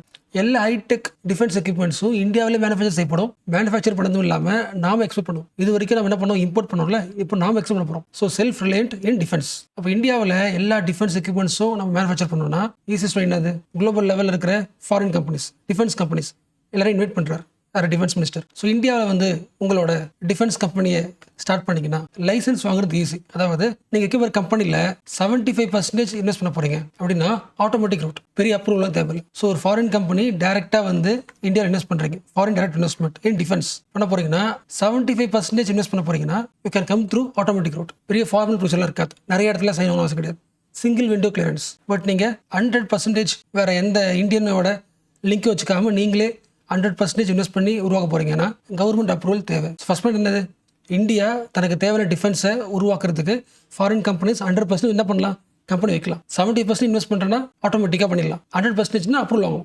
பட் ஃபாரின் கம்பெனி இன்வெஸ்ட் பண்ண முடியும் டிஃபென்ஸில். சரி, இது இப்போ தான் கிடையாதுங்க. லாஸ்ட் 10 இயர்ஸாகவே பிஜேபி கவர்மெண்ட் எப்போ வந்து ஆட்சி பிடிச்சாங்களோ லாஸ்ட் 10 இயர்ஸாகவே அவங்களோட மெயின் எய்ம் என்னது, இந்தியாவை மேனுஃபேக்சர் ஹப்பாக மாற்றணும், நாம எக்ஸ்போர்ட் பண்ணணும். ஸோ அது டிஃபென்ஸ்லையும். ஸோ லாஸ்ட் 10 இயர்ஸாகவே இந்தியாவோட டிஃபென்ஸ் நேருக்கு அதிகமாக இருக்குது. ஃபார் எக்ஸாம்பிள் 2013 2023 வச்சுக்கலாம். லாஸ்ட் 10 இயர்ஸில் இந்தியாவோட டிஃபென்ஸ் எக்ஸ்போர்ட் 31 டைம்ஸ் அதிகமாக இருக்குது, 31 மடங்கு அதிகமாக இருக்குது. ஃபார் எக்ஸாம்பிள் போன வருஷம் இல்லை 10 வருஷத்துக்கு முன்னாடி நீ ஒரு 100 பொருளை 100 கன்ஸை எக்ஸ்போர்ட் பண்ணியிருந்தா இந்த 10 வருஷம் முடியும் போது 3000 கன்ஸ் என்ன பண்ணுற எக்ஸ்போர்ட் பண்ணுறேன். 100 × 30 மடங்கு அதிகமாக பண்ணுறேன். So India become a global defence exporter, அந்த பொசிஷனுக்கு வருது. ஸோ மெயின்ஸில் இந்தியாவோட டிஃபென்ஸ் இண்டஸ்ட்ரியில் என்னென்ன சேஞ்ச் ஏற்பட்டு கேட்டால் ஒரு 4 பாயிண்ட் எடுக்கலாம். அதில் ஃபர்ஸ்ட் பாயிண்ட் தான் பார்த்தோம், டிஃபென்ஸ் இண்டஸ்ட்ரியில் FDI பண்ண முடியும், அந்த ரூட் பார்த்தோம். ரெண்டாவது, லாஸ்ட் 10 இயர்ஸாகவே இந்தியா வந்து டிஃபென்ஸ் பொருளை இம்போர்ட் பண்ணுறதை விட எக்ஸ்போர்ட் அதிகமாக இருக்குது. ரெண்டாவது பாயிண்ட், ரெண்டாவது முக்கிய சேஞ்ச். மூணாவது, நிறைய டிஃபென்ஸ் இண்டஸ்ட்ரீஸ் இந்தியா முழுக்க உருவாகிருக்கும். முக்கியமாக டிஃபென்ஸ் காரிடோர் யூபிஎன் தமிழ்நாடு உருவாக்கியிருக்கும், ரீசன்ட் அப்டேட். நாலாவது, டிஃபென்ஸ் டெஸ்டிங் இன்ஃப்ராஸ்ட்ரக்சர் ஸ்கீம். நீங்கள் டிஃபென்ஸ் எக்யூப்மெண்ட் உருவாக்குறீங்க இல்லை ஏரோஸ்பேஸ் உருவாக்குறீங்க, அந்த எக்யூப்மெண்ட்டை டெஸ்ட் பண்ணுவோம்ல, டெஸ்ட் பண்ணுறதுக்கு ஒரு சென்டர். அஞ்சாவது, டிஃபென்ஸ் சம்மந்தப்பட்ட ஸ்டார்ட் அப் கம்பெனிஸ், MSME சொல்லுவாங்களே, ஸ்டார்ட் அப்ஸ்க்கு என்கரேஜ் பண்ணுறாங்க. இதெல்லாம் நியூ சேஞ்சஸ். அண்ட் இது கூட வே ஃபார் எழுதணும், மிலிட்டரி எக்யூப்மெண்ட்ஸ் எக்ஸ்போர்ட் பண்ணுறோம். பட் அதை விட ஃபியூச்சர் வார்ஃபேர் எப்படி இருக்கும், ட்ரோன்ஸ் தானே. அப்போ ட்ரோன் அட்டாக் இந்தியாவில் பண்ணுறாங்கன்னா அதை நியூட்ரலைஸ் பண்ணணும், அதுக்கான சிஸ்டம் உருவாக்கணும். அடுத்து ஏஐ நம்ம என்ன பண்ணணும், டிஃபென்ஸில் இன்ஸ்டால் பண்ணணும். ஒரு மிசைல் போதுன்னா இல்லை மிசைல் தேவையில்ல, வார்ஃபேர் வச்சுக்கலாம். மேன்டு வார்ஃபேர்லேருந்து அன்மேண்டாக மாறிடுச்சு. கம்ப்யூட்டர் என்ன பண்ணுது, எல்லாத்தையுமே என்ன பண்ணுது, ஆப்ரேட் பண்ணுதுல. இப்போ ஏஐ வந்து உள்ளே வந்துச்சுன்னா இன்னும் கொஞ்சம் என்ன பண்ண முடியும், அன்மேன்டு வார்ஃபேர் ஜெயிக்க முடியும். இதெல்லாம் ஃபியூச்சரில் என்ன பண்ணணும், இன்வெஸ்ட் பண்ணி ஸ்ட்ராங் ஆகிடணும். So next generation warfare technology உருவாக்குறது தான் இதோட மெயின் கேம். நெக்ஸ்ட் இன்னைக்கு பேஜ் நம்பர் 4ல் இந்த பாட்டம் நியூஸ் இருக்குல்ல, நித்தி ஆயோகோட ஒரு ரிப்போர்ட். ஸோ இந்த ரிப்போர்ட்ல இருந்து நீங்கள் மெயின்ஸுக்கு வேல்யூ அடிஷனாக யூஸ் பண்ணிக்கலாம். NITI Aayog report 6 more public funding for higher education. Primary கிடையாது, காலேஜ் லெவல் ஹையர் எஜுகேஷனுக்கு எல்லா ஸ்டேட் கவர்மெண்ட்டும் பட்ஜெட் போடும்போது ஹையர் எஜுகேஷனுக்கு அதிகமான ஃபண்ட் அலோகேட் பண்ணுங்க அப்படின்னு நித்தி ஆயோக் ஒரு ரிப்போர்ட் சொல்லியிருக்கு. ஸோ ஃபர்ஸ்ட் பேசிக் டேட்டா, இந்தியாவில் எந்த ஸ்டேட் ஜென்ரலாக எஜுகேஷனுக்கு அதிகமாக செலவு பண்ணுது? Jammu Kashmir first, Manipur second, Meghalaya, Tripura. அதாவது இந்தியாவோட ஜிடிபி வேல்யூவில் ஜம்மு காஷ்மீர் 8%. மணிப்பூர் தான் நம்பர்ஸை விஷுவலைஸ் பண்ண முடியுதுல. அதாவது இந்தியாவோட ஜிடிபி 100 ரூபானா 8% எவ்வளோ, 8 ரூபா. ஸோ ஜம்மு காஷ்மீர் எஜுகேஷனுக்கு 8 ரூபா செலவு பண்ணுது. 100 ரூபா எடுத்துக்கிட்டா டோட்டல் இந்தியாவோட ஜிடிபி வேல்யூவில் 8% எவ்வளவோ அவ்வளோ அமௌண்ட் ஜம்மு காஷ்மீர் என்ன பண்ணுது, தன்னோட பட்ஜெட்டில் எஜுகேஷன் போடுது. மணிப்பூர் 7%, மேகாலயா 6%, திரிபுரா 6%. இவ்வளோ ஹையஸ்ட் ஷேர் ஃபார் எஜுகேஷன். அடுத்து lowest Delhi, Telangana, Karnataka lowest. So இது என்னது, எஜுகேஷன். இப்போ அடுத்து காலேஜ் வந்துருக்கலாம், ஹையர் எஜுகேஷன் லெவல். ஹையர் எஜுகேஷனுக்கு அதிகமாக செலவு பண்ணுற ஸ்டேட் ஃபர்ஸ்ட் மகாராஷ்டிரா. சரி, எதை வச்சு சொல்கிறாங்க, 2024 இல்லை 2025 ஒவ்வொரு ஸ்டேட்டும் பட்ஜெட் போட்டிருக்குல்ல, அந்த பட்ஜெட்டில் ஹையர் எஜுகேஷனுக்கு எவ்வளோ investment? Maharashtra 11,000 crore, top Bihar 9,000 crore, and தேர்டில் தமிழ்நாடு 7,000 crore. ஸோ ஹையர் எஜுகேஷனில் பட்ஜெட்டில் அதிகமாக அலோகேட் பண்ணுறது மகாராஷ்டிரா, பீகார், தமிழ்நாடு. லோவஸ்ட் வந்து சிக்கிம், அருணாச்சல் பிரதேஷ், நாகாலாந்து. ஸோ இந்த டேட்டா முக்கியம். அதாவது ஜென்ரலாக எஜுகேஷனில் அதிகமாக காசு போடுறது யாரு, அந்த 3 ஸ்டேட்டு. ஹையர் எஜுகேஷனில் பட்ஜெட்டில் எவ்வளோ காசு போடுறாங்க, ஸ்டேட் அதிகம். இந்த டேட்டாவோட இந்த நம்பர் முக்கியம் கிடையாது, இந்த ஸ்டேட் இருக்குல்ல அது முக்கியம். இப்போ படிங்களா, இந்த ஃபர்ஸ்ட் பேர் படிங்க. Among all states Jammu Kashmir spends most for education 8% of the GDP. அடுத்து மணிப்பூர், மேகாலயா. இதெல்லாம் சொல்கிறாங்க ரிப்போர்ட்டில், நித்தி ஆயோட ரிப்போர்ட் பேர் expanding quality higher education through states and state public universities. And next இன்னைக்கு சென்டர் பேஜில் இந்த லெஃப்ட் சைடு இருக்குல்ல, இது ஒரு குட்டி நியூஸ் வந்து அதுக்குள்ளே ஒரு ஸ்கீம் இருந்துச்சு. நம்ம தமிழ்நாட்டிலே இந்த மாதிரி ஒரு ஸ்கீம் இருக்குது, ரிலேட்டபிளாக இருக்கிறதுனால ரெஃபர் பண்ணுறேன். ஃபர்ஸ்ட் எந்த ஊர், ஜார்க்கண்ட். ஃபர்ஸ்ட் ஜார்க்கண்ட்ல எந்த கவர்மெண்ட் இருக்கு, ஹேமந்த் சோரனோட கவர்மெண்ட், அவர் சீஃப் மினிஸ்டர். அந்த கவர்மெண்ட் என்ன பண்றாங்க, கிரிட்டிசைஸ் பண்றாங்க. Why delay in payment of monthly assistance to the women under Maiya Samman Yojana. Actually அந்த ஃபுல் பேர் வந்து முக்கிய மந்திரி மைய சம்மன் யோஜனா. நம்ம தமிழ்நாடு தராங்களே same monthly financial assistance to the women. எவ்வளோ? 1000 rupees. ஸோ எல்லா மாதமும் 15ஆம் தேதி டேரெக்டாக ஆகிடும் உங்கள் அக்கௌண்ட்டுக்கு காசு வந்துடும். பட் முதல் கண்டிஷன் என்ன? ஜார்க்கண்டோட ரெசிடென்ட்டாக இருக்கணும். ஜார்க்கண்டில் நீங்கள் வாழணும், 21 வயசுக்கு மேலே இருக்கணும். ஸோ நம்ம ஊர் ஸ்கீம் இருக்குல்ல, சேம் லைக் தட் ஸ்கீம் வந்து ஜார்க்கண்டில் ஒர்க் அவுட் ஆகுது. அண்ட் லாஸ்ட்டாக எண்டிங் நோட்டாக பேஜ் நம்பர் 6ல் இந்த ஈவெண்ட் இருக்குல்ல, இந்த ஈவெண்ட்டில் சொன்ன கோட். ஃபஸ்ட்டு என்ன ஈவெண்ட்? பரீட்சா பே சர்ச்சா. ஸோ வருஷம் நடக்கிற ஈவெண்ட். ஸ்டூடெண்ட்ஸ் கிட்ட மோடி பேசுவார். இது 8வது ஈவெண்ட் நினைக்கிறேன், 8வது வருஷம் நடக்க நினைக்கிறேன். ஸோ ஸ்டூடெண்ட்ஸ் கிட்ட பிரைம் மினிஸ்டர் அட்ரஸ் பண்ணுவார். என்ன சொல்லியிருக்காரு? ஸோ உங்கள் காலேஜ் லைஃப்பில் இல்லை உங்கள் ஸ்கூல் லைஃப்பில் இல்லை ஒரு எக்ஸாம் நடக்குது, அதில் பாஸ் ஆகணும்னா ஃபஸ்ட்டு முக்கியமானது ஃபோக்கஸ் தான். நீங்கள் கிரிக்கெட் விளையாடுறீங்க, கிரிக்கெட் விளையாடும் போது ஒரு பேட்ஸ்மேனோட மெயின் எய்ம் வந்து அந்த பாலை மட்டும் தான் ஃபோக்கஸ் பண்ணணும். அந்த பாலை ஃபோக்கஸ் பண்ணுறதை விட்டுட்டு சைடில் வர நாய்ஸையோ யாராவது தர கமெண்ட்டையோ தெரியாமல் பார்த்துட்டாங்கன்னா போல்டு தான். ஸோ சேம் லைக் தட் ஸ்டூடெண்ட்டுக்கு அவங்க லைஃப்பில் நிறைய எக்ஸ்டர்னலிட்டிஸ் வரும், எக்ஸ்டர்னலில் நிறைய ப்ராப்ளம் வரும். பட் அதெல்லாம் மைண்டே பண்ணாமல் எது உங்களோட மெயின் ஃபோக்கஸோ அதை மட்டும் தான் என்ன பண்ணணும், நம்ம ஃபோக்கஸ் பண்ணணும். So be like a batsman, focus only on ball target and ignore the noise. இது மோடி ஸ்டூடெண்ட்டுக்கு சொன்ன கோட். இது எஸ்எல் யூஸ் பண்ணிக்கலாம். அண்ட் செகண்ட் பாயிண்ட், டெய்லி தூங்குறதுக்கு முன்னாடி you should follow the habit of writing. One day எக்ஸ்பீரியன்ஸில் வாட் யூ ஆல் கெயின்டு அதை எழுதுங்க. ஒய் ஹேபிட் ஆஃப் ரைட்டிங் என்ன பண்ணும்? நீங்கள் ஒன்று யோசிக்கிறீங்களே, இப்போ இன்னைக்கு ஃபுல்லாக நடந்துச்சுன்னா யோசிக்கிறீங்களே, அப்போ உங்கள் தாட்ஸ் என்ன ஆகுது? ஸ்ட்ரக்சர் ஆகுது. ஸோ ரைட்டிங் ஸ்கில் இம்ப்ரூவ் ஆகும். பட் அதுக்கு முன்னாடி உங்கள் தாட்ஸை ஸ்ட்ரக்சர் பண்ண வைப்பீங்க. Structure the thoughts. Day by day உங்களோட மெமரி பவர் இருக்குல்ல, remembering the ideas, concepts, events strong ஆகும். அண்ட் நீங்கள் தொடர்ந்து ஒரு 3 to 4 months ஃபாலோ பண்ணிட்டு இருந்தீங்கன்னா, ஜர்னலிங் பண்ணிட்டு இருந்தீங்கன்னா, ஒரு விஷயத்தை எக்ஸ்பிரஸ் பண்ணுறதுல அந்த ஸ்கில் இருக்குல்ல, அதில் நீங்கள் better ஆகிடுவீங்க. Just writing A one day one paper. So writing skill is not only for the exam, it is for life. See, actually அந்த பாயிண்ட்லாம் நமக்கு தெரிஞ்ச பாயிண்ட் தான். பட் ரிமைண்டிங் இஸ் பெட்டர் இல்லை. ஸ்டூடெண்ட்ஸ் கிட்ட ஒரு பிரைம் மினிஸ்டர் பேசும்போது ஒரு impact எப்படி இருக்கும்? அட்லீஸ்ட் 1 month இருக்கலாம். டீச்சர் அதை கேட்டாங்கன்னா டெய்லி அதை சொல்லிட்டு இருக்கலாம். So concentrate on your studies, ignore the external pressures. PM tells students.